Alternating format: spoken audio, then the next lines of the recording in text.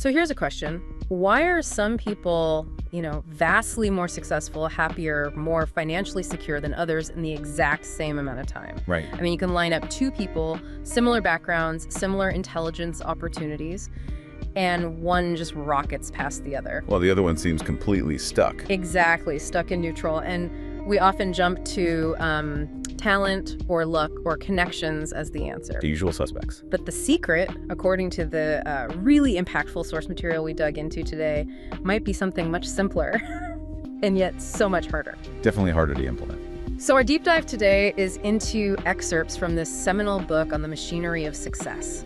We're going to look at how we rationalize failure and this shockingly simple definition of what success really requires. And our mission then is pretty surgical. It is. We want to extract the core practical principles to turn the knowledge you already have, what you should be doing, into consistent, relentless action. And that mission, it really demands we look inward right away. We have to confront these uncomfortable mental barriers we all build. Because the source material doesn't pull any punches. Not at all. It leads with that famously sharp Mark Twain quote that just sets the stakes for this whole conversation. There are 1,000 excuses for failure, but never a good reason. That hits hard. It does. We're talking about tearing down the very mental structures we build to protect ourselves from, the necessary hard work. And what's so frustrating is that the gap is almost never about a lack of information. I love the way the author shows this with that seminar exercise. Well, yeah, that's a great bit. He asks the audience, how many of you want to double your income, lose weight, get out of debt? And every single hand goes up. Oh, of course. Of course. But here's the punchline, and it's almost depressing how accurate it is. It said everyone in that room. They don't just want those things. Most of them already know exactly what they need to do. Right. They know they need to track spending, eat less, exercise more. Consistently work on high-value tasks. The gap isn't knowledge. It's a total failure of execution. Which brings us to where, the majority of people live. Exactly. Okay, let's unpack this central behavioral insight. We have to talk about this fantasy destination where he says most of us spend our days. Someday I'll. It's such a perfect analogy for procrastination. It really is. The source estimates that, probably 80% of the population lives on someday I'll most of the time. Wow, 80%. Just constantly thinking, planning, dreaming about all the magnificent things they're going to achieve. But always with that little asterisk. Always. Someday. And what's interesting is the support system they build there. They're surrounded by other residents of the island. And their main topic of conversation, the currency of the island, is excuses.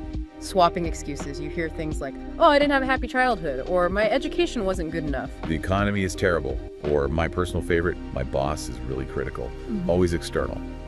Always someone else's fault. And what's fascinating is he gives this condition a name. He does. He calls it excusitis. Excusitis. And he is absolutely emphatic about it. He says this condition is invariably fatal to success. Fatal. That's a strong word. It is. It's like a disease that spreads. You start with one excuse, I'm too busy. And that quickly turns into a dozen different versions of the same excuse, and you're just stopped, dead in your tracks. It's the ultimate self-deception, isn't it? So if 80% of us are on this island, how do you even begin to escape? Well, the author gives a very direct solution. The first rule of success is simple, but, incredibly hard to do. Which is? Vote yourself off the island. Just like that. Just like that. Yeah. It means you stop making excuses. All of them. No matter how valid they feel. You just adopt this mantra. If it's to be, it's up to me. Total ownership. And if we connect that idea to the bigger picture, it creates this very stark divide, doesn't it? A huge divide. And it doesn't shy away from labeling the two groups. He says losers make excuses, winners make progress. But that sounds, I don't know, a little harsh. It does sound harsh. Yeah. But he offers a way to handle that resistance, that guilt. Yeah. He has this acid test for excuses. Okay, what's the test? Instead of feeling guilty, you just ask yourself this one simple question for any excuse you're clinging to. Is there anyone else who have my same excuse, who's successful anyway? And the answer is always yes. Always. That one question just completely neutralizes the excuse, doesn't it? It moves the problem from out there to in here. Exactly. It's a tool for brutal self-honesty. But okay, stepping off someday aisle means you're now facing the real world. So if escaping excuses is step one, what's the core discipline we have to adopt? What replaces that habit? And that's where his own story becomes so important. I mean, he didn't start out as some kind of expert. Not at all. Right. The book shares his origin story. He started with, well, basically nothing. Didn't graduate high school, worked labor jobs, no skills, no real future. And that deficit, that feeling of having nothing, led him to ask the question that defined his life. Why are some people more successful than others, and what can I do about it? And this wasn't a quick search for him. This was years of reading thousands of books, looking for that one common denominator. And the key insight he finally landed on is self-discipline. His big realization was, to achieve anything great, you have to become a different person. A better version of yourself. Yeah. And self-discipline is the only road that gets you there. That's a powerful idea. But self-discipline can still sound a little vague, like just forcing yourself to do stuff. Right. So what's the precise definition he found? The one that makes it actionable? Well, the source has this great little story.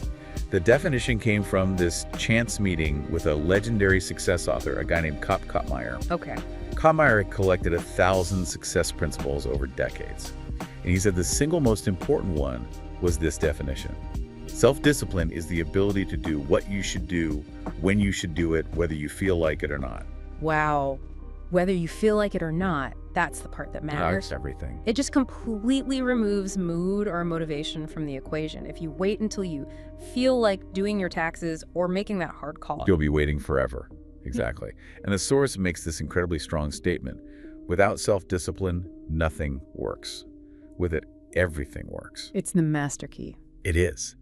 And he emphasizes that it's not just about brute force. It's about cultivating several related qualities. Okay, so what are those other terms he links to it? They're all basically facets of controlling your immediate impulses. So he talks about self-mastery, which is total control over your thoughts and actions. Okay. Self-control, which is managing your reactions. Self-denial, and maybe the most important one, delayed gratification. Delayed gratification, that has to be the core behavioral shift, right? Resisting the easy, immediate payoff for the bigger, harder one down the line. It is, and that runs counter to pretty much every human instinct we have. We are wired for immediate reward. We really are. So the source suggests that learning to delay gratification is maybe the single clearest sign of maturity and future success. You have to mentally elevate that future reward until it feels more important than the immediate pleasure. That's self-mastery. Okay, so here's where it gets really interesting. Once you commit to this path, the book says you immediately run into two powerful built-in enemies. What are they? They're the twin dangers of inaction and short-sightedness. The first is the path of least resistance. The magnetic pull toward the easy way out. The shortcut. It's what makes us send a quick email instead of making the phone call we know we need to make. And the second one? The expediency factor. This is the choice we make, multiple times a day, to pick short-term comfort over long-term benefit. That extra hour of scrolling instead of working on the big project. That unhealthy snack instead of the meal you planned. Yes. So successful people, they haven't gotten rid of these temptations. They've just learned to conquer them. They have, because they've trained their minds to think farther into the future. Their decisions aren't based on what feels good now, but on the long-term consequences. And this requires the key word. Sacrifice. Sacrifice. They sacrifice immediate comfort for a future advantage. That's the core tension. And we fall into that trap of thinking the short-term choice is harmless. I'll just skip the gym today. What's the big deal? But the source material warns that's exactly the thinking that guarantees long-term problems. It ties it back to some serious behavioral ideas. Right. He talks about the law of unintended consequences. And the law of perverse consequences. Okay. Those sound pretty academic. How do they apply to just, skipping one tough task? They apply immediately. The law of unintended consequences means skipping that task today. Well, the unintended consequence is that it makes it so much easier to skip it again tomorrow. You're actually eroding the very habit you're trying to build. So the simple, comfortable choice today creates systemic difficulty tomorrow. Exactly. And the law of perverse consequences is even more direct. It says that seeking comfort guarantees future discomfort. Wow. The perverse result of choosing the easy way now is almost certainly long-term pain later, whether that's debt or bad health or a stalled career. Discipline is the only thing that breaks that chain. So, if discipline is the engine that breaks that cycle, how do we make it automatic? It can't be a constant fight with yourself. No, it has to become natural. And this is where he points to the work of Herbert Gray on the common denominator of success. And that common denominator is brilliantly simple. It is. Successful people make a habit of doing the things that unsuccessful people don't like to do. That is the brutal truth right there. Failures prefer pleasing methods, things that feel good now. Right, like relaxing or socializing. But successful people prefer pleasing results, the feeling of a completed project, a balanced budget. The focus shifts from the process to the outcome. The source uses that fantastic metaphor for this: dinner before dessert. So vivid. You have to do the hard, necessary tasks, the main course, before you allow yourself the fun, easy stuff, the dessert. And there's a crucial reason for that order.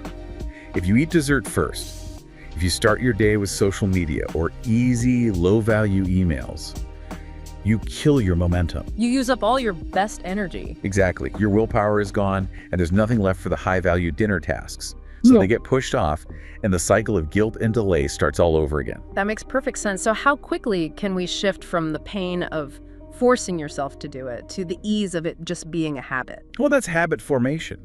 It's just repetition. Yeah. And the source contrasts the two sides of it. Bad habits are easy to form, but they're hard to live with. And good habits. Good habits are hard to form, but they're easy to live with.